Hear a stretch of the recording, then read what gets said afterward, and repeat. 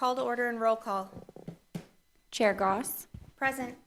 Vice Chair Blair, Here. Commissioner Waters, Here. Commissioner Quinn, Here. Commissioner Sarkeesian, Here. Commissioner Swap, and Commissioner Noble are excused. We have a quorum. Great. Let's all stand for the Pledge of Allegiance. I pledge Allegiance to the flag of the United States of America and to the republic for which it stands, one nation, under God, indivisible, with liberty and justice for all. All right, welcome to the City of Kingman meeting of the Planning and Zoning Commission. This is a special meeting that we are holding today on November 7th, 2024.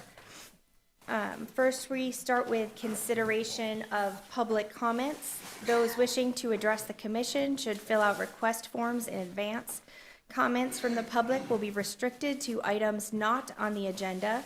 There will be no comments allowed that advertise for a particular person or group. Comments should be limited to no longer than 3 minutes. The commission may not respond to speakers during the call to the public. The commission may direct the staff to study the matter or request that the matter be placed on future agendas. I have some papers here that people have signed up to talk about members that are items that are on the agenda. Does anybody have anything to bring up that is separate from that? No? Okay, I see none. Then we are going to start with our new business. That is public hearing SB 23-0004. This is a reconsideration of primary plat Keno subdivision tract 6056.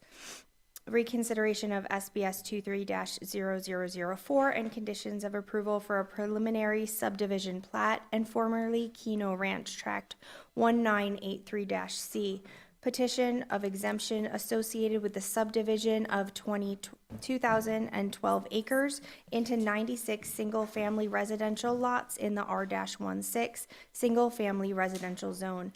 Minimum lot size 6,000 square feet. The subject property is described per Mojave County Assessor Parcel numbers 320-02-189, 320-02190, and 320-02-202. Is located approximately 275 feet south of Keno Avenue between North Rainbow Street and approximately 525 feet east of Bank Street, City of Kingman, Mojave County, AZ. Do we have a presentation? Chairperson Joe Goss, Commission, appreciate it. Thank you this evening. Jason Moquin, Director of Development Services. Tonight you're going to get a joint presentation between myself and Rosa Garcia, who's our case planner on this particular project.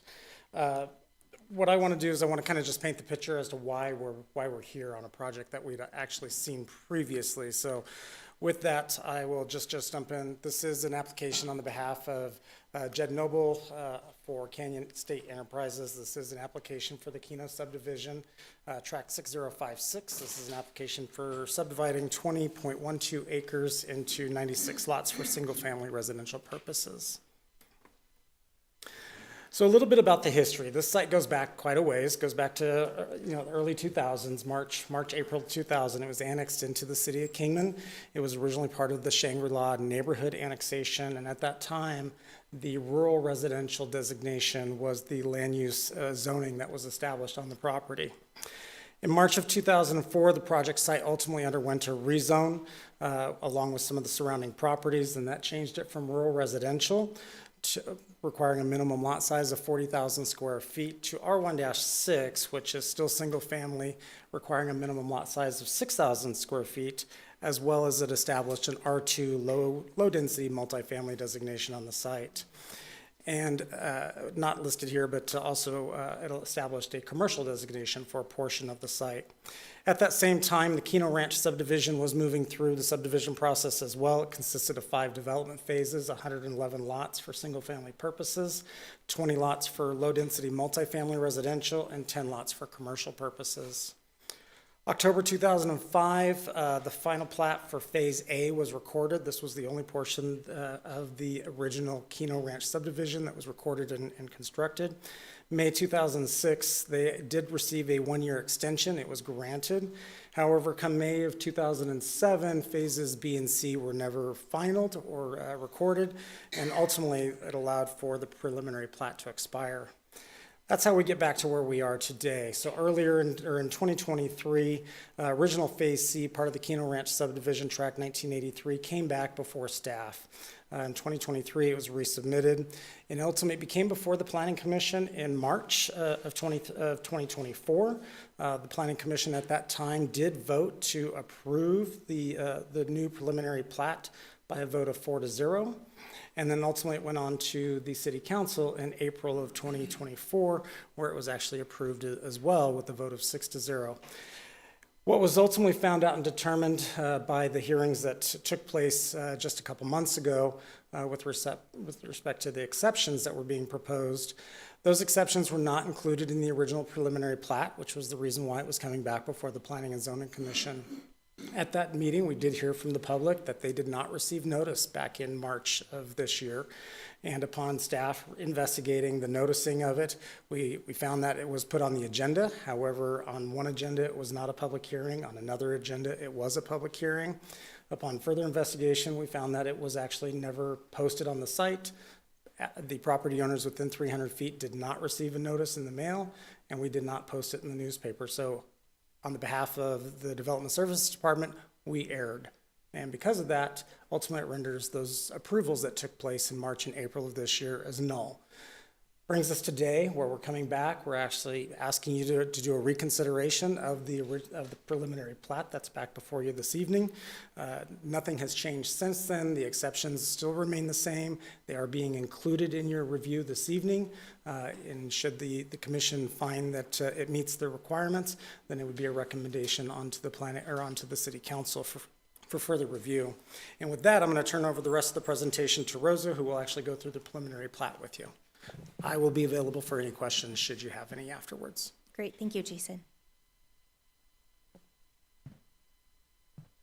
All right, I'll try to go through it a little quickly since we've seen this before.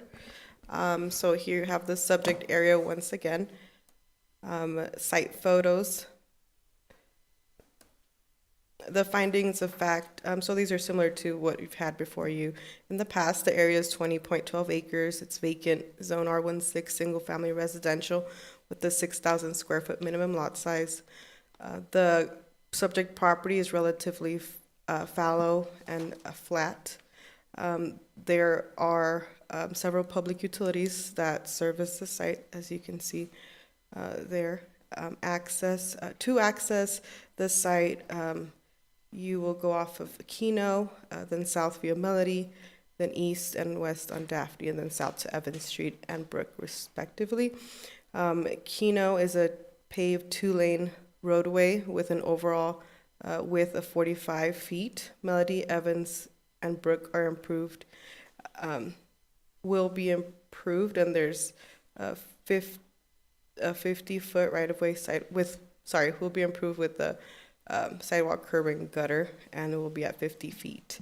Additional access will be provided west of Rainbow. Okay. This is the proposed preliminary plat. It's what you have seen before you previously. The only change on this would be the nothing in the layout, but the title now says Keno Subdivision Tract 6056, whereas before it said preliminary plat. Whereas before it said Keno Subdivision Tract 1983C. And the lots and block numbers have been revised on this. Now, with the exceptions that have been requested, the blocks and lot numbering comply with the city standards and the adopted subdivision ordinance. The lot width, depth, and areas comply with the R16 zoning, which has a minimum of 6,000 square feet. The exceptions that have been requested are to have lots 22, 23, 24, and 25 in Block 1 be single-tier lots. If you can see, that's going to be on the east portion of the parcel. So right here on Keno, on south of Keno is where that area is. Block 1 to exceed the maximum length of 1,320 feet. If you see their plat here, this is going to be the outermost block that it's going to be exceeding. And then the minimum distance between center lines at Rainbow Drive and Brook Street allowed to be less than 200, and that intersection is right here along Rainbow Drive here. And then this is the intersection that they're talking about. Okay. The proposed exceptions are not a granting of special privileges and do not impact the life, health, and safety to the public. As I mentioned previously, and as you saw in the preliminary plat, there are 5 new interior streets that are proposed within the subdivision. The infrastructure has been reviewed by engineering, and they've reviewed the preliminary drainage study and the subdivision, and they have designed it accordingly. Water and sewer will be extended to serve the site in accordance with city standards. The applicant is required to participate in a water line and sewer line payback associated with North Rainbow Street. Comments pertaining to this preliminary plat are addressed in the staff report and conditions of approval. Staff recommends the Planning and Zoning Commission recommend approval of the Keno subdivision, tract 6056, with the conditions of approval to the mayor and city council. Is there any questions?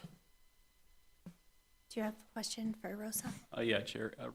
Rosa, why is this being held today again? Is this just so it can be, we can get this pushed through for city council? Let me see if maybe Jason can better address that question. Chair, Commissioner Waters, the question is, why is it being held tonight specifically, or why it's back before the commission? Yeah, so close to the holidays. I mean, I've seen more people here the last 2 meetings that wanted to speak on this, and there's less tonight, so. That's what we're gonna bring up. So I'm just curious. So staff looked at this particular project, and as you can imagine, the applicant has been working consecutively with staff to try and get this project forward. The applicant felt that he had an approved project back in March of this year.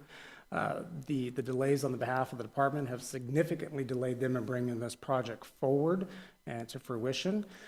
Understanding the concerns, we did get the noticing out early on in advance. As soon as we knew that it was going to be this evening, I did take the opportunity to email one of the public members that did speak to help spread that word, let him know that it would be this evening. We did notice it in the paper. We actually did larger signs and posted the site with larger signs, advertising for tonight in hopes that we could get, again, the public to come back this evening. In addition to that, when we did have our last meeting, we did announce that it would be this evening. Great. Chair, I have one more question. Rosa, was there a traffic study done on this project some time ago? Yes, I believe that was reviewed by engineering. Unfortunately, they're not here today, but they didn't have any concerns regarding the traffic. Okay, and that was done before we effectively doubled the size of these R16s by allowing the ADUs recently, right? So the ADU hasn't come into effect yet. I would not know what kind of impact it would have on this. And not everybody will, of course, want an ADU in their backyard. It's a little bit subjective what kind of impact they'll have. And today, there's no way to accurately assess that. But the city could do a study to figure out where this has been implemented in other places, what rate people have adopted these things and what the impact was on the community, right? Should we decide to move forward with a project like that, it would impact future developments, I would think. So this one's grandfathered in, is what you're saying? Not, I don't know if that term would apply here. Chair, but Commissioner Waters, if I could. With respect to the ADUs are not part of the purview for this evening. In addition to that, state legislation has required us to implement the ADU without actually asking for additional traffic impact analysis or studies. So from a city's perspective, local municipal perspective, when it comes to accessory dwelling units, there will be very few requirements that we could impose upon any subdivision, whether it be a subdivision today or one in the future. It would not be part of their purview or review of it. Got it, but the traffic is an item in the packet tonight, so that, not necessarily the ADU, but if there's more, if the effective density of these doubles, that will affect the traffic in the area for future R16s. Is that correct? That would be correct. However, as part of the actual chair, my apologies, Chair Commissioner Waters, with respect to the ADUs, because we cannot make a decision based on the preliminary plat for a future ADU, and we can't regulate the traffic associated with an ADU, it would not be part of any review or purview as part of any type of traffic study when it comes to a subdivision. But as the part of putting these plats together, normally there's a traffic study, correct? It Right. sounds like that's par for the course, correct? Yes, Chair, Commissioner. It would be just based on the subdivision that's before you. We would only be analyzing the subdivision for the number of trips that would be generated by the number of units being proposed with this subdivision. Without any input by the public. So in effect, they're in a giant multi-tenant, like a tenement housing unit, basically, when you have that level of density. The accessory dwelling units is just not something that, from a staff perspective or a city perspective, that we can take into consideration at this time, and I'll defer to the city attorney if. I was going to jump in if you don't mind, Chairperson. No, So- that'd be, So we have to look at the distinction between administrative, ministerial type of duties versus legislative type of duties. When you're looking at rezoning something, it's a legislative duty, which is more discretionary. When you're looking at something that's administrative, such as a preliminary hearing, it's not discretionary. If they meet the standards, if they meet the requirements, it must be approved. You don't have choices in that. I had the same discussion with the council at our last meeting to make sure they were completely informed, also to make sure that the audience was completely informed, because I think there's some confusion. The public hearing obviously is here to let people be able to speak, to let people know what's going on, but ultimately, if staff has reviewed the project meets the requirements, the P&Z Commission is going to make sure that, yes, the staff looked at it, then you need to approve it. If you're looking at not approving something, then you're going beyond the scope of the authority of the commission or the council. And when we do that, what we're doing is we're working through each of these hearings is setting a legislative history. So if in the future someone is determined we've caused them a harm, that legislative history will be used either to the benefit of the city or the detriment of the city. So that's why we try to make sure we stay within the scope of our authority, review the items that we can review, understand that there's some things that we just don't have any options on. The ADU is one of those. Thank you. Chair, so I've received multiple contacts from even other commissioners telling me to watch your comments at the city council meeting. And I did note that you said that, one of the items we do have control over is asking whether staff has done something wrong. I think that's a quote from you. Correct. What you're doing is when you're reviewing what staff's when you're reviewing what staff's actions were, they've gone through the project, they've gone through the standards and the requirements, but if you think they've exceeded that scope, then you could question that and they can respond to that.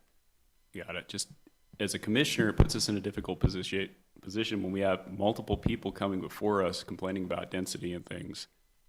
And then we have staff telling us everything's hunky-dory based on these traffic reports or whatever that aren't taking into consideration some of these changes that are coming to our communities.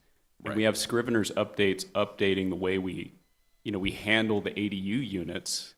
That puts us in a very difficult position where we need to put our names on the line approving things that we don't agree with in some cases.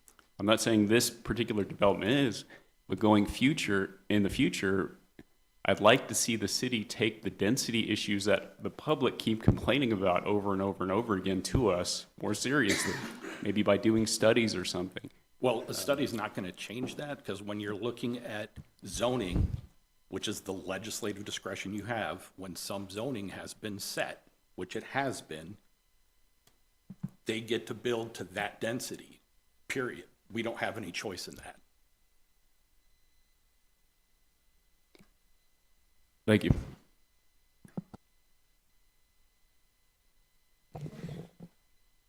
Excuse me? There's no choice? They have the ability to build the density, so R16, that's one house per 6,000 square feet. Again, as long as it meets some of the certain requirements that we have in the zoning, you have no choice. That's what the preliminary plat is, to make sure you're complying with the zoning that we have set. That's it. It's sort of like, if you recall, an election cycle ago or so, there was canvassing of elections. And some people did, or some boards, some councils did not want to canvass an election because they were unhappy with what the results were. I don't care.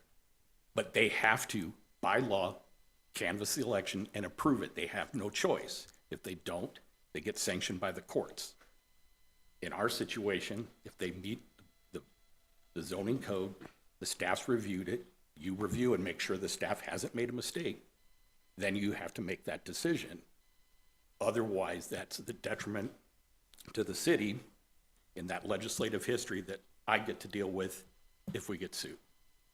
So that's all I'm asking. And let me add on to one thing that, that Carl's mentioning, and I think that, as a commission, it can seem like, okay, then, you know, what is our role, right? Why are we here if then we just have to do an automatic approval of certain things? And that's where I'm gonna put to all of you, the importance of being on a commission and being a commissioner is to study what the actual, you know, rules are, to actually study all of that stuff, so that when staff does put something before you, you have the ability to say, okay, this is in line with what I know are the city standards. And if we have that information, because we've studied it, then it's easier for us to know if things are in line with what they should be, or if we see a red flag. So it's not that you're completely helpless, but the more you study and the more you actually look into the code, the more you're going to be aware of what things you have. And that's where the section at the end where we do announcements by commission members and requests for future agenda items, that's a great time to bring up some of these things and say, hey, I want, you know, this looked into. I want to see if we can do, you know, make any changes in this way. And that gives you a voice, right, to be able to say that there are some, you know, things that I feel like are really important that we need to look into in the future. But when it comes down to these individual things, there are rules and there's stuff that we've already set in motion, which, you know, we can look at a later time and try to, you know, change if we feel like it's not in line with what we want to be in the, you know, the future of Kingman. But, you know, as Carl's mentioning, at the moment, there are things that we've all agreed to and we have to play by certain rules or we can't go forward legally in some of these decisions, so.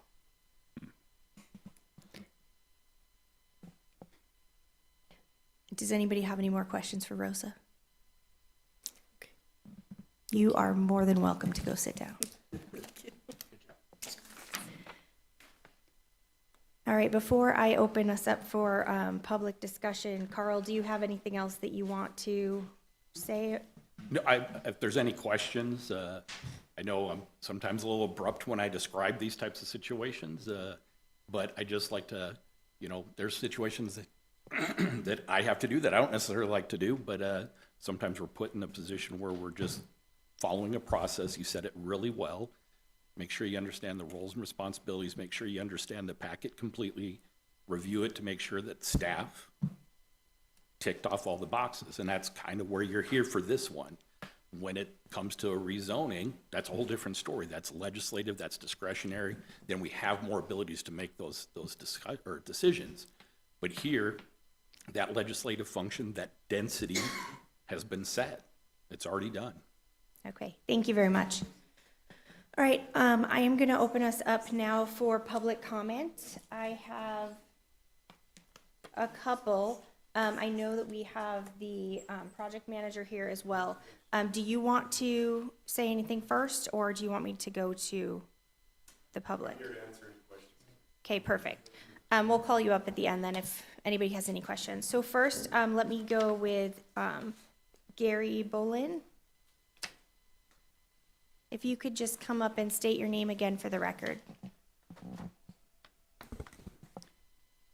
My name is Gary Bolin, and I'm soft-spoken, so if you can't hear me, let me know, please. I didn't pick up some of the conversation that was going on, but as a homeowner, when we bought our house in 2018, Ron Jewett told us he had Phase 1, Phase 2, and Phase 3 and Phase 4, and I think he mentioned he owned Phase 2 and 3. Since then, he has sold those, and a lot of it has changed. One of the things that changed that was unbeknownst to any homeowner in our phase was the changing of the name from Keno Ranch to Keno Subdivision. That came as a big surprise how that got done without homeowners knowing that it was being done. I don't know what the procedure should have been, but apparently it just kind of flew right through. The other thing is, according to my calculations in Phase 1 where we're at, there are 27 lots. And they're suggesting putting in 96 houses in 3 more at this time. We just call them zones or whatever. Well, if you take that 96 and add it to 27, that's 123 houses. Number one question is access. We have Melody coming off of Keno. I actually live on Daphne. Does that mean there's going to be 96 houses that are funneling down around in front of our house and other neighbors' houses to get out on Melody so they can get on Keno? I think it was discussed another access is coming off on Rainbow. Is that correct? I mean, what are the drawings showing us? How many accesses do we have to this development? Where are they coming from? South. If you go south of these 3 lots or these 3 developments, there's another huge lot and another lot after that that's owned or actually controlled by an outfit out of Phoenix, which I've talked to them a couple of times about vagrants that's been out there on the property. But anyway, I would just like to know where the traffic is going to go. Are there going to be an additional 96 houses that are going to funnel in front of our house to get out onto Keno so they can get out on Bank Street or Rainbow? Are there going to be multiple outlets? How do we find this out? So one of the awesome things Jason's been doing lately, which I really appreciate, is he's been writing down some of these questions that you guys have asked, and at the end, he will just briefly talk about what their responses to that. So don't feel like we're ignoring you. He's just Okay. going to do that for us. And then, of course, I think a lot of you know here, there's a site that you can get on called Nextdoor. Nextdoor is a very informative site. You get some good comments, you get some bad comments. But there's a lot of comments about the growth that is happening in Kingman. Is my time coming to an end? Anyway, infrastructure. Do we have the infrastructure to handle all of these additional houses? I'm talking sewer, water, trash. I mean, where's the infrastructure? Is there any plans in the future to take care of that? So, am I done? Yes. Thank you. But thank you very much. We appreciate you I coming. appreciate you for having me here. All right, next I have Don Nolf. Basically, I'm Milt Johnston, and Oh, I have Don. I thought you had Milt Johnston. Oh, okay. Well, you know what? You come up right after him, okay? Yeah, my name is Don Nolf, and I am going to follow up with what Gary said. Have any of you tried to get out from Keno to Bank Street? That is such a dangerous intersection now, and you're going to dump all this traffic.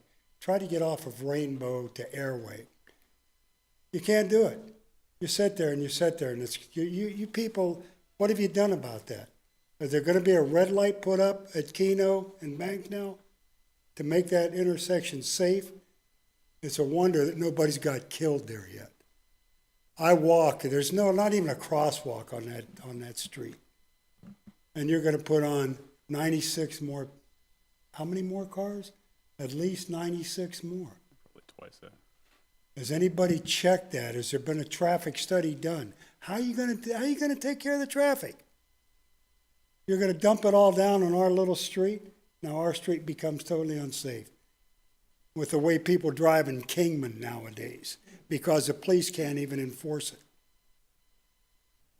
I want to see a traffic study. What have you done to make this so that people will be able to get out of there and go to work? That's my big question. Secondly, I don't appreciate my council bringing this on the day before Thanksgiving. A lot of people plan Thanksgiving travel months in advance. And we do have a lot of people that wanted to come down here, as you know. This ain't right. Okay? Thank you. So I hope you all are proud of that. I will just make one comment on that. We do also receive email comments from anybody who wants to comment. And so just in the future, if people do want to give us any comments, we get them printed out and given to us, just like if people are sitting there, and people do frequently avail themselves of that, just so, just so that you guys know that's always an option.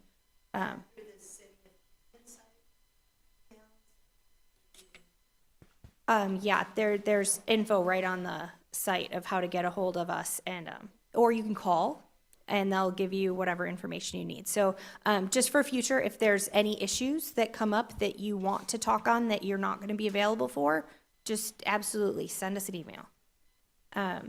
Okay, and did you want to come up and talk? I'm Milt Johnson, sorry about that. Just tell us your name into there, just to Milt Johnston, and the only question I had was the same one that Don kind of addressed, is traffic getting in and out of Kingman. Is there going to be a traffic light put in on Bank and Keno? Is that in the works? And like he was saying, with the traffic study, surely you guys have done that, done a traffic study to know what impact you're going to have.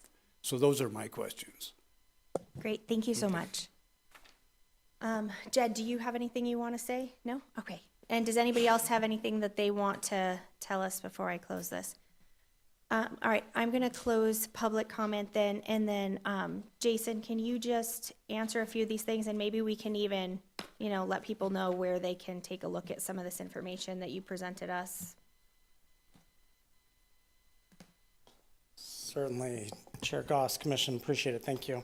So just from what I heard this evening in response to the public comment, let me start with the Keno Ranch name. The Keno Ranch, so as plats get named, it is truly just a name. It has nothing to do with a specific geographical area or how the original plat would have been platted. They could have changed the name to this particular plat to ABC plat. It has nothing to do with any type of HOA or proprietary rights to a name of something of that nature. So just in regards to plat name, that's not something that would have been part of any other formal type review. With respect to growth and infrastructure, this particular project site, as it develops, it will be required to install its infrastructure within the subdivision itself. Let me remind the commission as well as the public is that this was a plat that was previously approved in 2004, and the variation to the actual layout and design is very little in difference from that original design, which brings me back to access. So access is the 2 points that takes you up to Keno. It does take you out to Rainbow. If the future subdivision, the original subdivision had one additional access, and that was to take it out towards the commercial properties that was originally planned with it. That is the only access that is not part of it. With respect to a traffic study, our city engineering division is responsible for the review of any type of traffic memo or traffic study. The city's requirements are if it is going to trigger greater than 200 trips during a peak hour, then it would be required to provide a traffic impact analysis for the site. So I don't have the exact information offhand if it was a TIA or an actual traffic memo that was required of this particular project, but it was reviewed by the city engineer. Before we bring a project before the Planning and Zoning Commission, those are all our those are the check boxes that we're making as staff. And then with respect to, for this particular meeting, in any type of notice, the notices that were sent out, as well as the information on the boards, does have the email address as well as the phone number of the case planner. My name is also on there, just in case anybody wanted to get a hold of me as well. In addition to that, we will always take public comment, even up to the meeting. We'll even take it after the meeting. We will put it with the correspondence.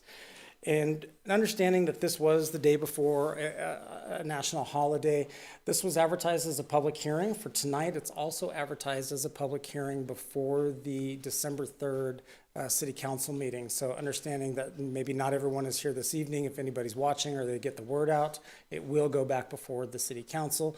Again, tonight is the planning commission is asking to make a recommendation, either approval or denial, to the city council for them to make a final determination on this plat.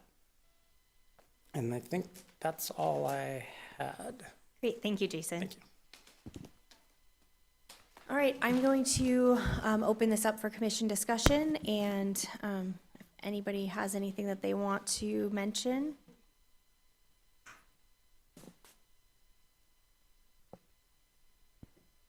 I think we already reviewed and approved this without any sort of changes since it was last submitted, right? I mean, it seems pretty straightforward. I can tell you though, I don't, because of recent changes to the ADU language, I don't like these R16 subdivisions very much. Based on what the attorney's saying, I don't think I have anything I can do about that, other than just listening to people over and over again tell me that they're having trouble with traffic. So if the city could give some clarity, like Jason just attempted to do, on what exactly is going on in those traffic studies and whether or not there's anything we can do to mitigate this top-down sort of push from the state to make our neighborhoods more dense and maybe uncomfortable for our residents. So presumably for growth, so we can get a Bed Bath & Beyond or something one day. I don't know, that seems to be, we can sacrifice our neighborhoods for something like that. I would like to see the city maybe push back a little, if it can, on things that are hurting its residents. I don't know, that's just my opinion. Thank you. Chairperson, could I just, and I get that point, so it's, what the council does is set some legislative priorities, and this may be a talking point of one of their legislative priorities. So we do have lobbyists, we do have staff, and we do have council members that go and talk to the state legislature when they're doing these type of things. But as we're all aware, this is a very home builder friendly state. There's a big push to get as many homes out there as possible. Obviously, we're talking about there's shortages of homes and things like that. So that's been that push recently from the state legislature to allow for more development, the ADUs. It's I would say there's some folks that are very happy with it, and there's some folks that aren't happy with it. But it's definitely something that the council's aware of, and I think the council may look at that as a legislative action that they may want to move forward. Again, I'm not talking for the council because we're going to be creating that legislative priority list, I would think soon, but I think that's one that may be on their list. So, Thank you, Attorney. Chair Goss, just one observation. I went over stories with my son, and one of them is Chicken Little. When I went to the planning conference, the buzzword du jour was affordable housing, and it's a crisis. And it reminded me of the TARP bailout. It reminded me of COVID. It reminds me of an overreaction around water. It's if you want to talk about growth restriction, maybe we should not react. Maybe we should sanely decide whether or not this is an issue that requires us to upend our entire neighborhoods. I don't know. That's out of my purview, I know, but if you could pass the word to council that it's frustrating here to hear these people complain about this and not being able to do anything about it. Thank you. Thank you. Chair Goss, if I can interject real quick. Chair Goss, Commissioner Waters, in regards to one of the questions you asked, as well as the public, just to clarify, because of the number of units that were proposed with this particular project site, the peak hour trips for AM were 67 with 90 in the PM, so it would not have triggered a traffic impact analysis, just a traffic memo.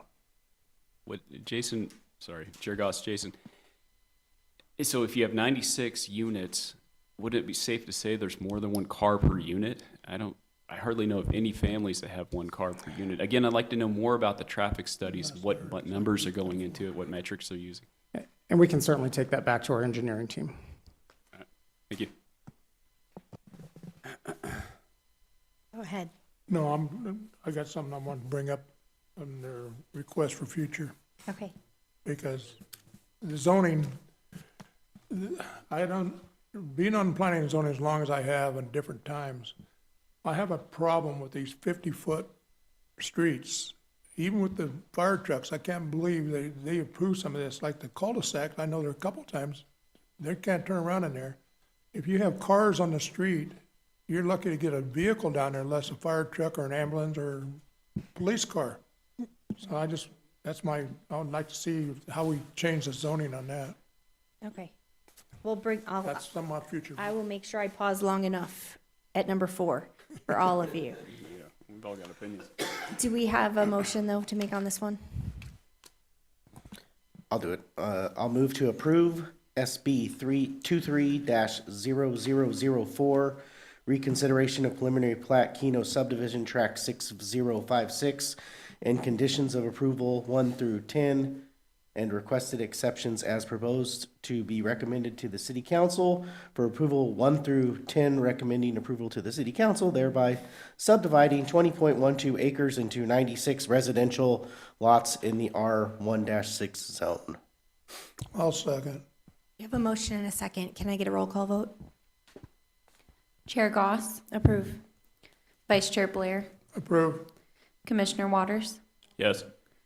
Commissioner Quinn, Approve. Commissioner Sarkeesian. Approve. Motion approved. All right, thank you. Next, we have announcements by commission members. This is limited to announcements, availability, or attendance at conferences and seminars, requests for agenda items for future meetings, and requests for reports from staff. No discussion on any of these items.